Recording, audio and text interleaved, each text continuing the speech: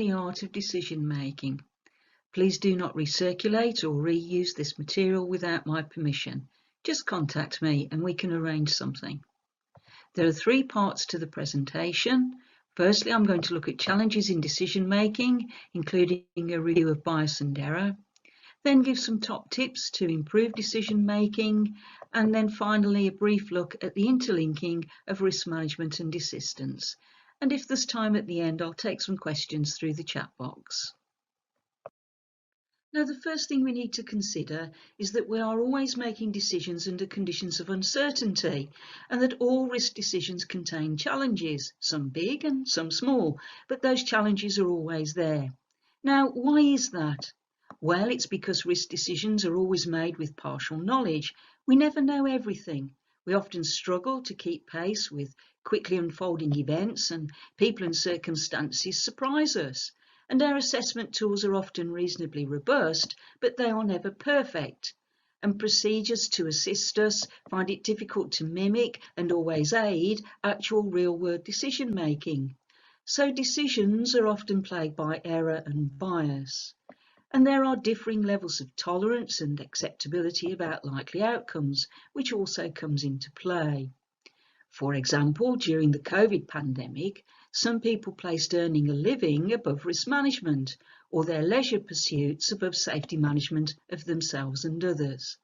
So there are always different perceptions of risk, and differing perceptions and ideas about what is acceptable, including between workers and service users. And finally, different values about a range of desirable outcomes that pull against each other. So central to defensible decision making is the art of critical reasoning. This requires the skills of analysis and critical reasoning itself. So critically reflective questioning can aid us in this. For example, what does this mean is perhaps the most important question we can ask of information we receive. Serious further offence inquiries again show recording of information, but often failure to have considered what it means, with consequently little impact on case actions or risk management. As part of this, you need to think about how reliable is this information, what is the source, and what is the purpose of my being given it or told it. What does this information tell me about a pattern of behaviour? This is essential as patterns are predictive of risk. What does it tell me about the triggers and circumstances that lead to risk? And am I therefore developing a better picture of these triggers? And are those triggers recurring now? What does it tell me about potentially escalating risks? Is there evidence that things are getting worse and that risk is getting higher?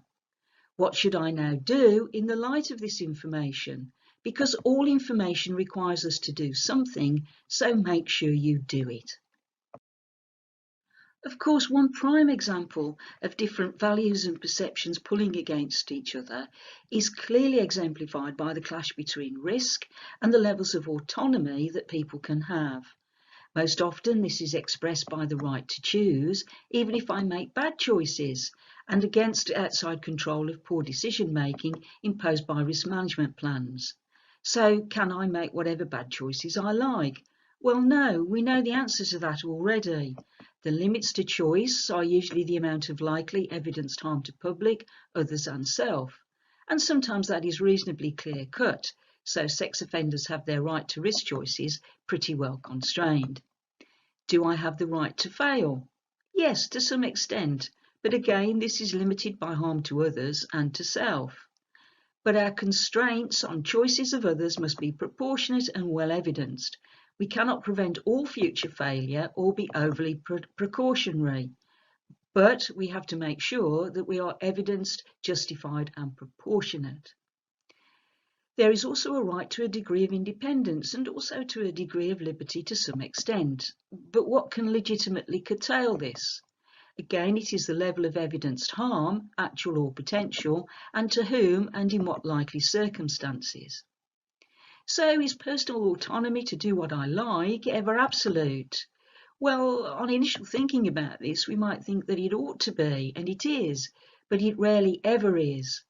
No one of us can do absolutely what we want, when we want. Our actions are always mediated by others to some extent, and considerations of impact on self and others. However, it is quite important that we can be to the point on this and evidence the limitations and constraints. It is also part of our job to help others to see why these constraints on their autonomy are important and indeed on occasion helpful, and literally help them to weigh their actions and their own risks. Now, values can impact on what we consider to be a good or desirable outcome. So, for example, in the 1980s, we saw this within child protection, where in social work departments, valuing keeping families together was sometimes prioritised over protecting children, and we saw a number of case failures arising from that.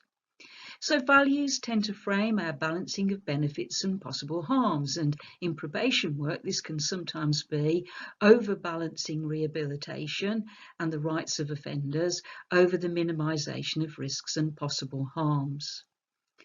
Also, our risk-benefit calculations are not always the same as the service users. We may be talking risk, but they are often thinking reward, and their behaviours are rewarding for them to some extent, even if we think they're irrational. Also, we may be talking risk, and they may be talking independence and quality of life. We may be using the word treatment and intervention. They may actually be hearing the word control. So it's important to recognise those differences and also to look at ways of reframing and working to reconcile them. At rock bottom, it's important to be explicit and reflective about the value base underpinning your risk decisions. Test that value base, including with others, and record it clearly. So let's think about an exercise to aid you in the balancing of risks. And this can help you back in the workplace, and if you're a manager of others, you could use it with the staff that you are responsible for. So firstly, consider a recent risk decision you have made. Think about how you valued the potential outcome of the risk. Which of those outcomes did you think were positive and which did you think were negative?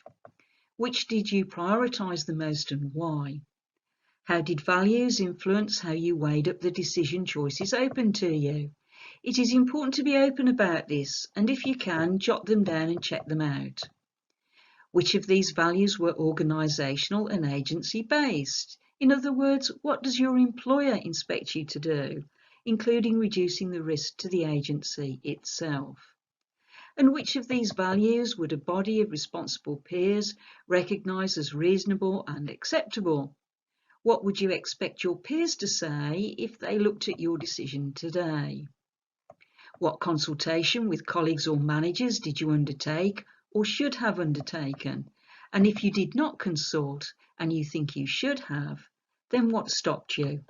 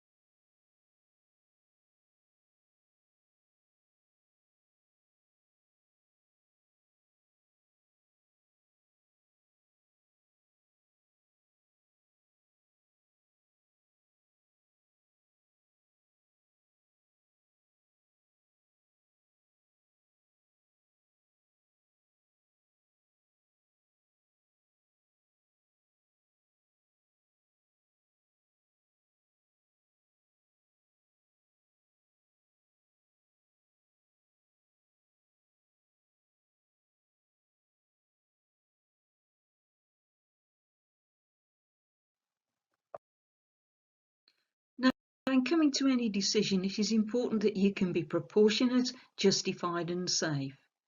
This means in balancing your decision, you have to be commensurate with public safety and personal safety. You have to evidence clearly and justify any limits to personal autonomy. Evidence and clearly justify any limits to personal choice, actions or activities of the service user. And consider overall what can be done safely, what could be done to make it more safe, and if you conclude that it is not safe, then make sure that you are clear in your evidence for that and that you record well.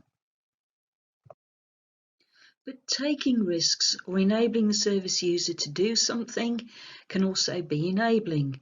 This is known as positive risk-taking, and Tyndall has described this as decisions which maximise opportunities for people to take risks which are carefully planned in order that they can maintain a good quality of life, develop new skills, or try previously untried experiences. Again, in coming to this decision, a number of questions are useful. What is the benefit of taking the risk? And be honest and sure that it is a benefit, not just something you believe is beneficial or that you want for yourself or for your client.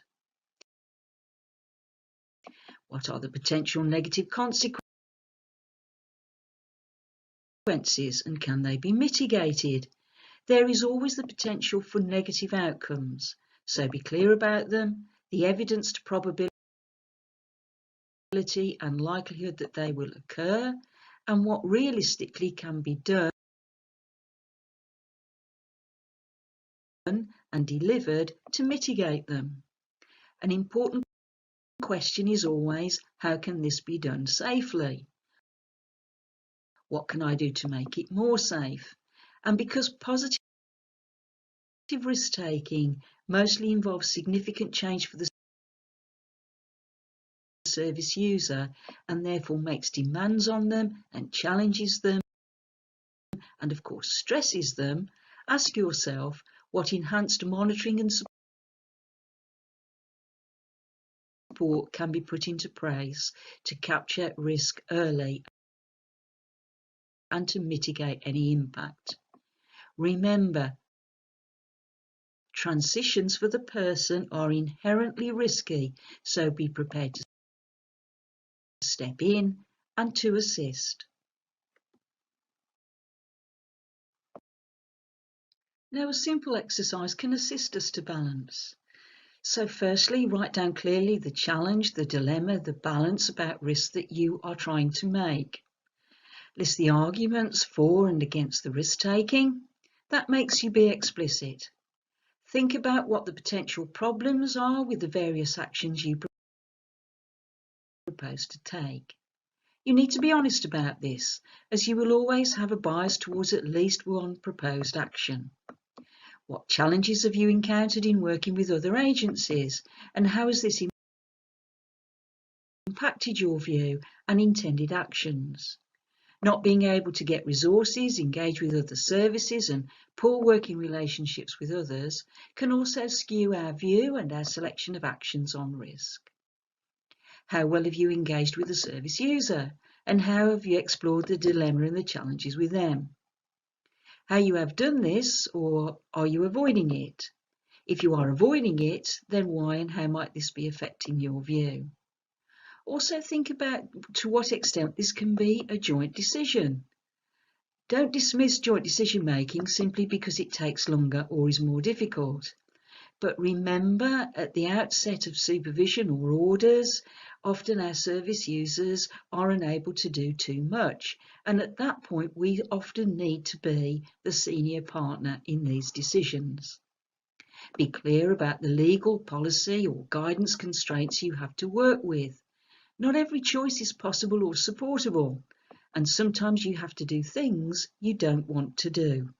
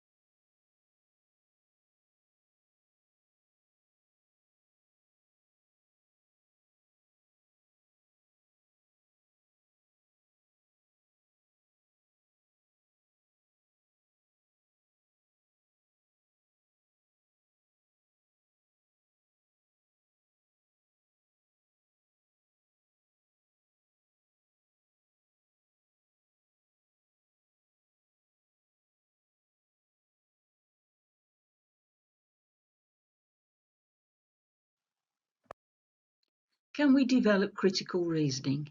Yes, we can, and there are a number of questions and prompts that can help to facilitate this.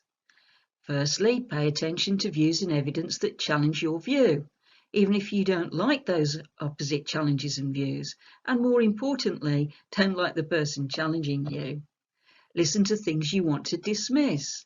Inquiries show that workers often did know or could reasonably have known, but did not recognise or react to information or unfolding events. Now don't be that idiot. Open the Pandora's box of risk, and we don't open this box because it sometimes has uncomfortable things in it. If we know, we have to do things, and we are sometimes too busy and very tired, and we don't always believe that we have the competence or the capacity or the skill to deal with the risk challenges. Ask yourself, does this information disconfirm what I already believe? Why does this information make me uncomfortable, and why am I tempted to dismiss it? And what other consequences or possible outcomes does this information now require me to consider? And finally, what changes to my risk assessment and my risk management plan does this new or different information require me to make? Now let's think about the main sources of bias and how error actually occurs. There's a wide-ranging field of literature on risk perception that has identified a number of sources of error and bias, and we're briefly going to look at these. So firstly, over-perception and reaction to vivid and catastrophic risks at times are out of proportion to the likelihood of them happening. This can result in dread risks, where practitioners over-focus on the feared impact but fail to calculate the probability of that event actually occurring. This can result in mistargeting of resources and over-intrusion and defensive back-covering practice. Dread risk can also create practitioner avoidance due to anxiety and challenge, a sense of being out of one's depth. Feelings of stress and anxiety can result in practice paralysis, which can be insidious and very corrosive. Failure to recognise the personal values influencing individual practice and the role they play in both assessment and management decisions. The outcomes we see as desirable and worthy influence the choice of management strategies we employ in order to achieve the case outcomes we want. This can be particularly acute in the balance of risks and rights and rehabilitation and risk prevention.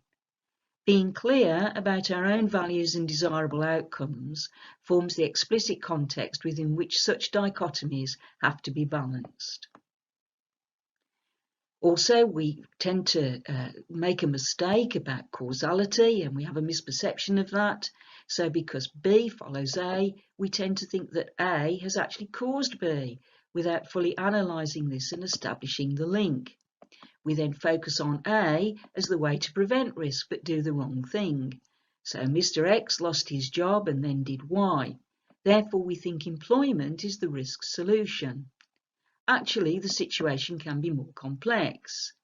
X does Y in situations of stress or challenge because it is comforting or re-establishes power, control and self-esteem. Therefore, any situation of stress and challenge needs avoiding, mitigating and managing, and employment is not the simple risk solution it appears in this example. We also know the power of unreal optimism, and that's been much discussed in research.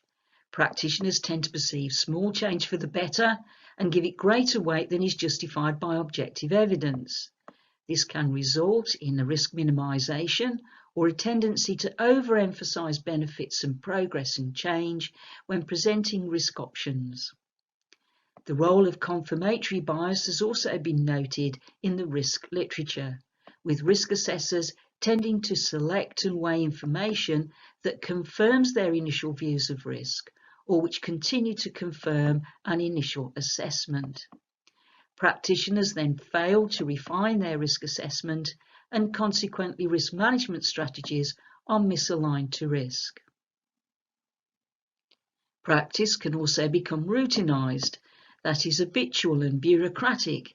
In such circumstances, tasks are accomplished, but risk is not actually mitigated or managed, and the routinization of risk can become an atrophy of vigilance in which practitioners become unresponsive to risk.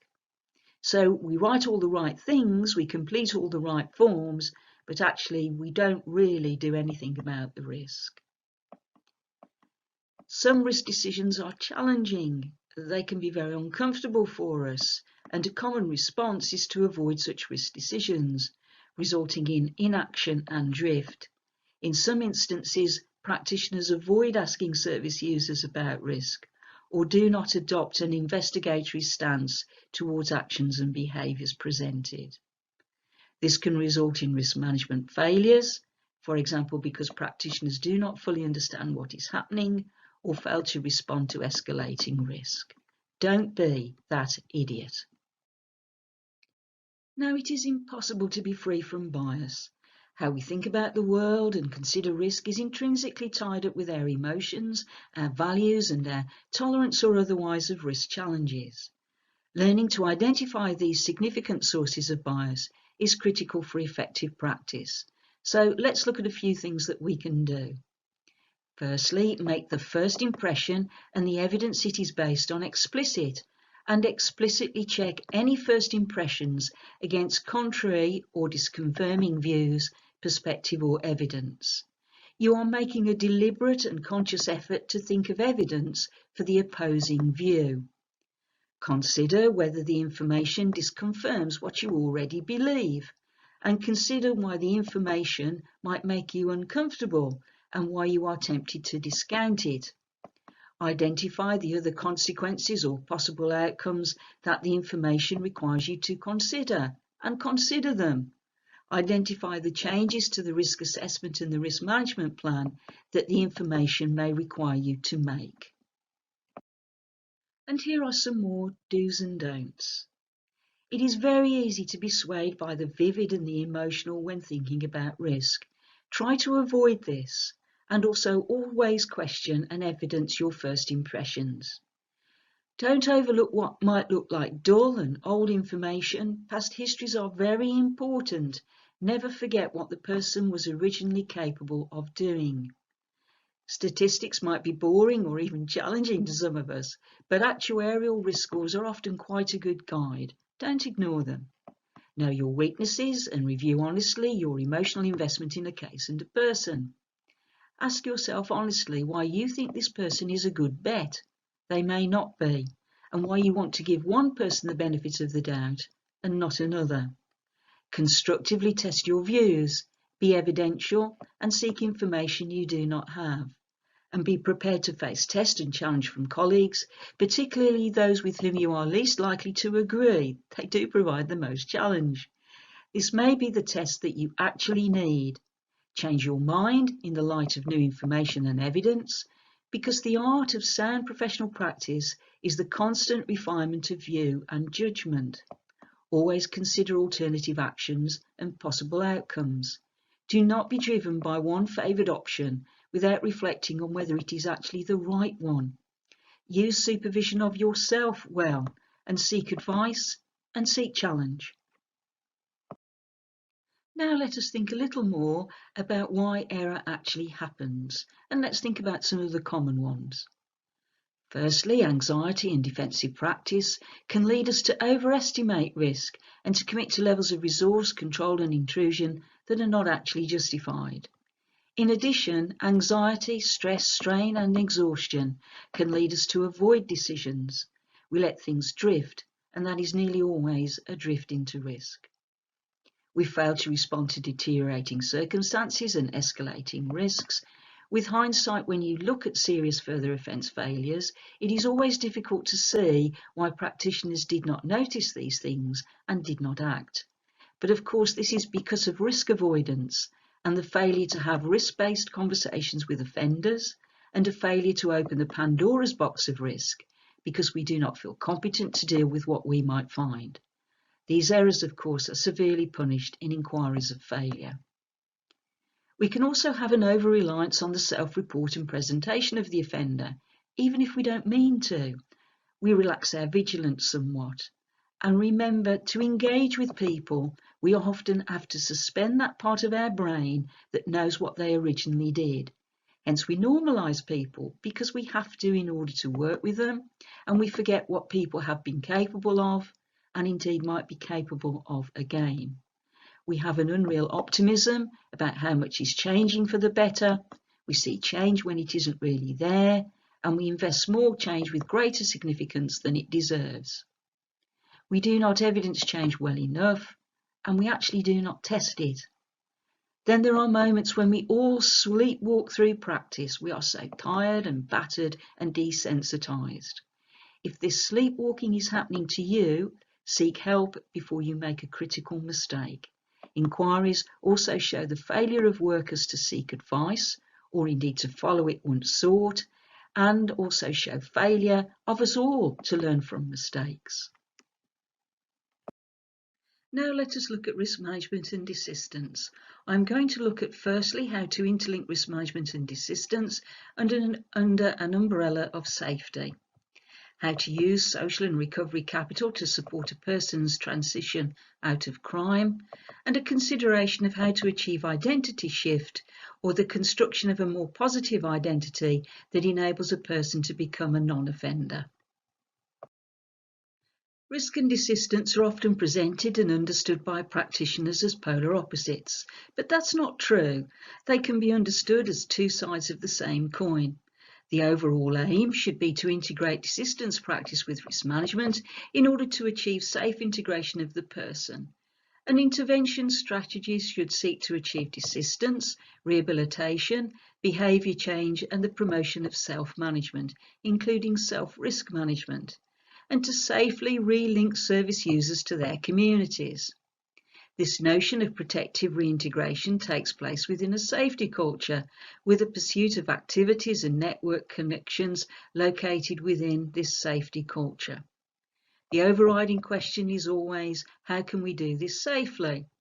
The focus of work is on a balanced approach to the pursuit of control and the promotion of change. Now, the 2000s saw a growing focus on desistance, coupled with a recognition that control and containment alone had a limited long-term impact.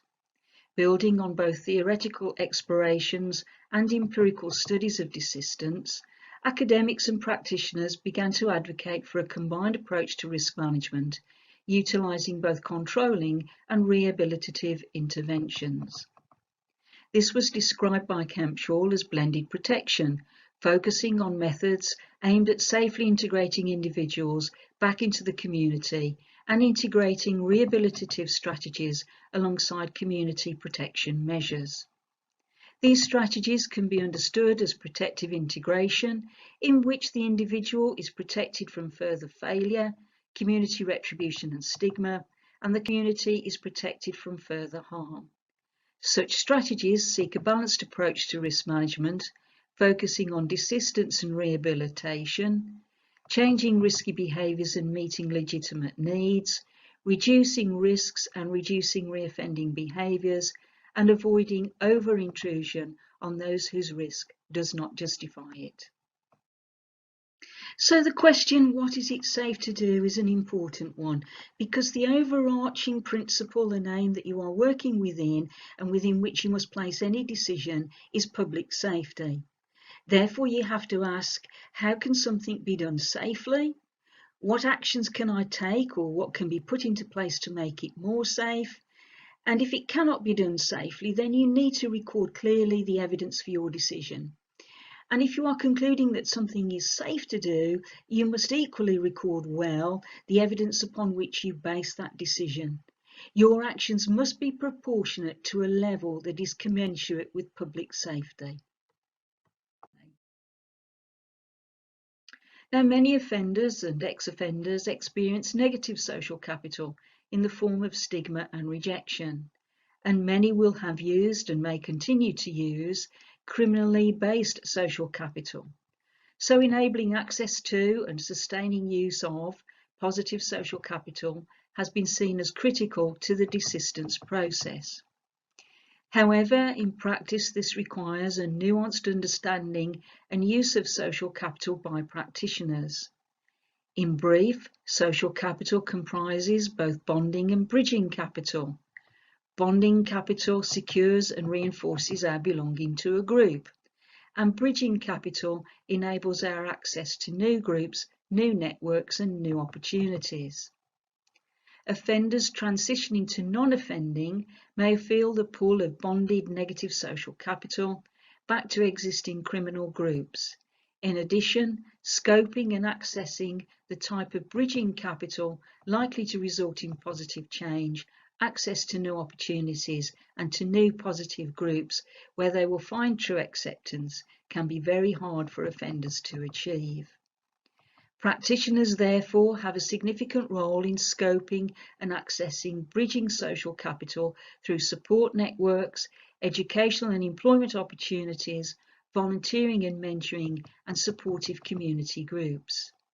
Creating the bridge of the right type at the right time is crucial. However, a critical question when bridging is the test of how this can be done safely, and what additional measures may be required to make the bridge safer and more acceptable for both the individual and, of course, the community. This must include attention to how the use of bridging capital will actually be used, and a mechanism to monitor how effective it actually is in reducing reoffending, and a clear strategy for managing its safe use over time. Recovery capital, that is the total sum of the resources available that an individual can draw on, is also important to desistance. Notably, it includes personal skills, pro-social values, beliefs and attitudes that can sustain non-offending and enhance social conformity and rule compliance. Promoting and improving recovery capital is essential to enabling long-term self-risk management. Now, agency and self-efficacy are also seen as important elements for successful desistance and for self-risk management. Johnson et al. Study found that service users able to desist used a language of agency and saw themselves as capable of influencing their own actions and environment. Conversely, persistent offenders saw themselves as victims of circumstance, unable to influence actions or events, and portrayed themselves in helpless terms and as even as doomed to deviance. Fatalism has also been associated with risk and failure to self-regulate risk. A practitioner focus on agency and efficacy is thus helpful to risk management. Enhancing coping and resilience to failure is also important. And given the sheer challenges of the self-risk management and desistance journey, practitioners should give this considerable attention. Practical skill building and the enhancement of recovery capital can also assist individuals to successfully manage situations of adversity without reoffending, and recovery capital can help promote long-term resilience. Identity transformation has been seen by many researchers as critical to desistance. Why is this? Well, primarily because I do what I am. How I behave and the choices I make are intrinsically linked to how I see myself, but more importantly, how I see myself in the world. So, for example, some offenders will see themselves at odds with the world, excluded, and that the world is a harsh place where you do what it takes to get what you want. This sense of exclusion, grievance, and instrumental attitude to others is a heady cocktail of risk. Belief systems, deeply ingrained values, and sense of self make up identity and can often justify and rationalise ongoing risky behaviours, including offending. So I am what I do, and I do what I am. And that doing is often a self-fulfilling prophecy of identity and can serve to reinforce it. Identity is important to achieving desistance because, as stated earlier, behaviours and identity are intrinsically linked. Therefore, work to enable identity transformation is critical. For service users, it is important that workers and interventions enable them to achieve this pro-social identity.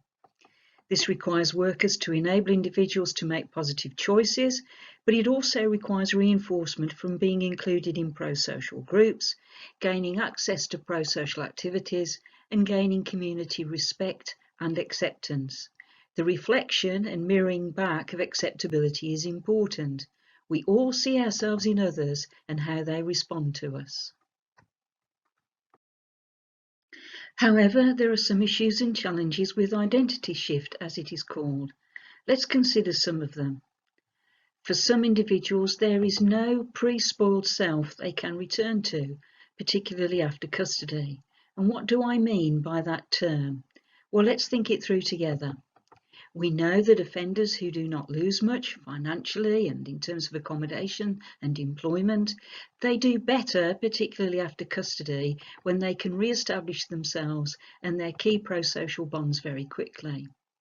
For many of these offenders, there was a time before offending, and they are able literally to go back and find that self. Even a period in custody, while sometimes traumatic, does not have to be devastating. But for other offenders, there is either little or no time period before their offending life began. For example, many of the offenders serving orders for lifelong restriction in Scotland began offending before the age of 10 and had problematic behaviours and adverse life events even before that. For these offenders with these kinds of profiles, often our most risky, there is literally no pre-spoiled self to go back to. The spoiling of the self as a pro-social person began a long time ago. This creates the challenge, both for workers and the individual themselves, because what is required is literally the reconstruction of a new psychological and social self. This is a long journey and takes time, with relapse and failure along the way. This transitioning self to a new identity and then the new self once it's formed also requires regular and frequent positive reinforcement from workers, significant others, groups and communities. However, group and community acceptance and, if possible, respect is not always forthcoming, but we know it is important to the process of consolidating a pro-social identity. These potential problems with identity shift suggest that we need a more nuanced understanding of shift. For example, can everyone achieve it?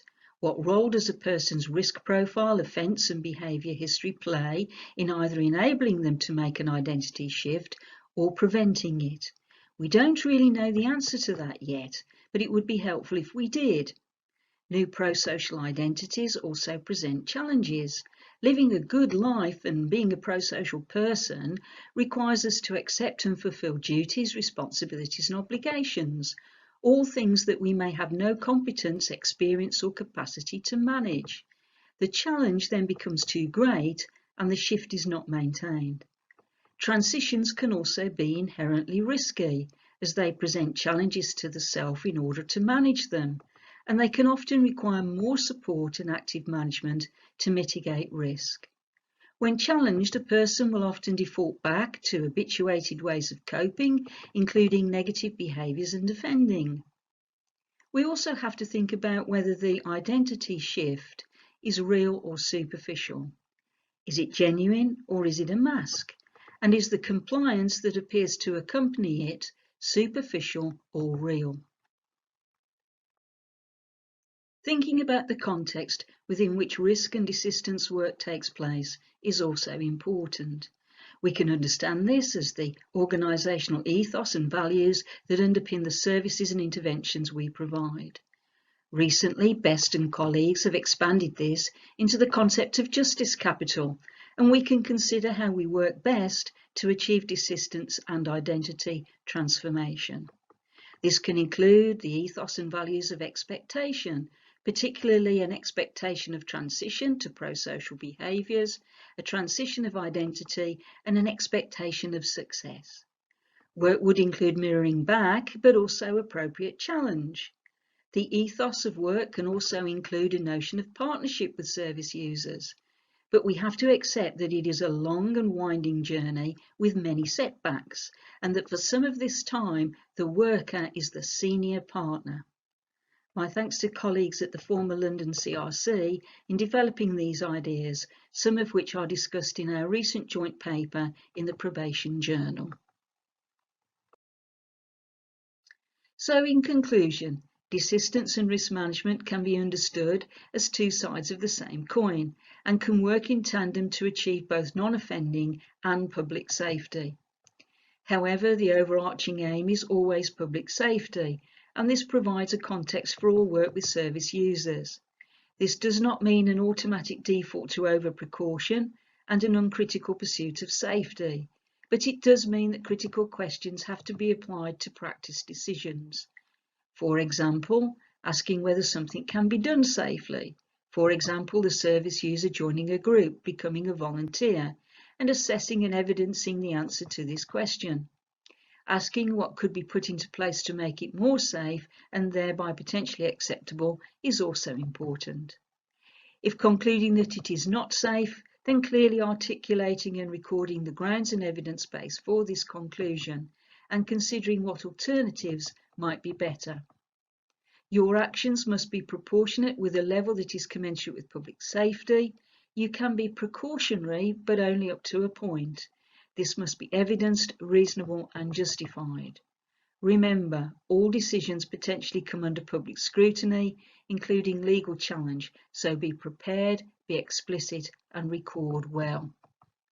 All risk work is ultimately a balance between risk and rights, protection and integration, desistance, supportive work and control, with the appropriate balance tailored to the individual service user.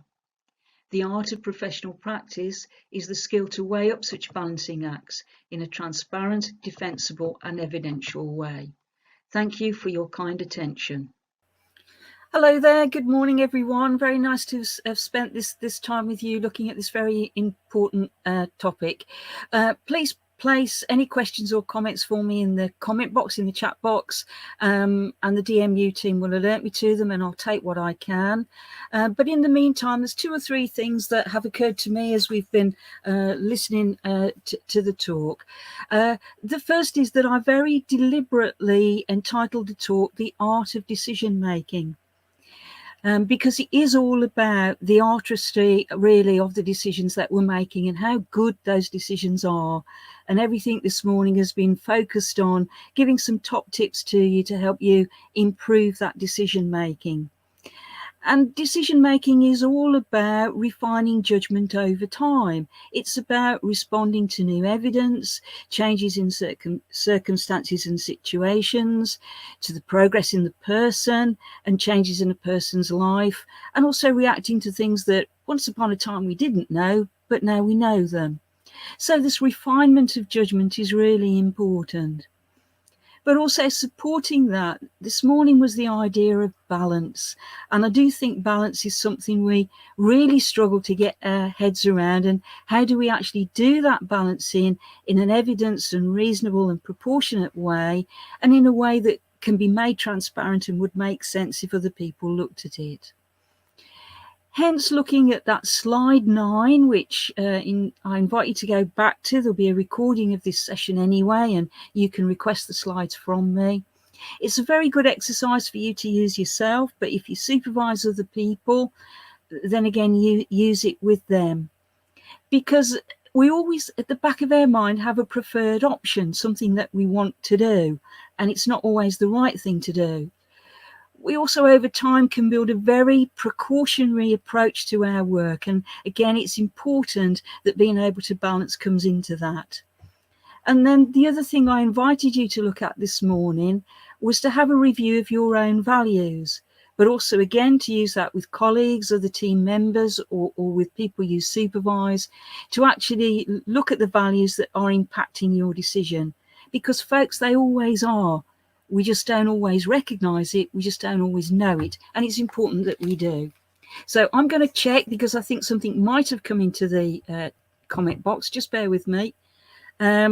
Yes, there's a comment here from Adam. From lived experience of the criminal justice system, I feel as though many probation officers are often very risk averse. This is a shame. Can you think of any positive outcomes from positive risk taking? Yes, and that's why that slide was there about how to weigh up and do positive risk taking. For for many years, I worked in a homeless offenders team, and our job was to get people into accommodation, often supported accommodation, but then a progressive move on to less supported and finally, in some cases, independent accommodation. And that was an example of positive risk-taking, where you are weighing up the needs of the person, what they need to be enabled to do to make sure that community reintegration is becoming more secure and more stable and more coherent for them. And part of that might be accommodation, it might be education, it might be employment, all sorts of things. But it is about this explicit weighing up, and my emphasis all the time about building recovery capital in a safe way so that people do achieve this safe reintegration. But it was part of that experience myself of managing those transitions that made me want to do the slide about transitions being risky. It doesn't mean to say you shouldn't take transitions with people. It just means be alert about it, often putting more monitoring and more support and more assistance. Often you're making the transition because people have progressed and they're doing well. So it feels counterintuitive to actually be watching more and supporting more. But we all know that when we face big changes in our lives, we are often faced with stress. And stress does cause this default position. And often that stress will, for our service users, make the transition really tricky. So yes, you can engage in positive risk taking. Just try and follow the outline I've suggested for doing that. Put safety first, but also manage your transitions well. That's what I would say on that. Yes, and again, Adam's here talking about the rigidity sometimes of thinking and failures to amend things like exclusion zones and things like that. And it is about this idea about conditions being fit for purpose and often needing to change over time. And often these things are on a continuum. It isn't either all or nothing. It is this idea of a journey and a continuum over time.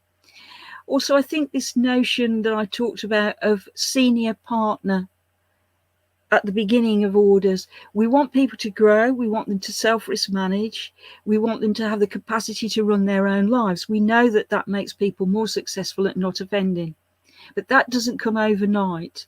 So most decisions cannot be truly joint for a very long time. And I think we have to accept this model of senior partner and then management towards more and more autonomy. That for me would be important. Okay, then the last thing that I would want to leave you with is through this morning's presentation, I put in a number of top tips as we went that related to key themes in the slide. And I think you will have the ability to go back into the chat box and look at those top tips. And I'll investigate with the DMU team as to whether it's possible even to pull all of those out and perhaps make some top tip slide that we can also circulate to you in due course. As said, it's been a pleasure to be with you this morning. Thank you for taking the time and trouble to join us. Just let us know if there's anything this morning that you want to use. You're not going to be charged and you don't have to worry about it. We just like to know that our work's being used and it has impact. So please do contact me. And with that, I will say enjoy the rest of the day and take a little break at lunchtime. Thank you very much indeed.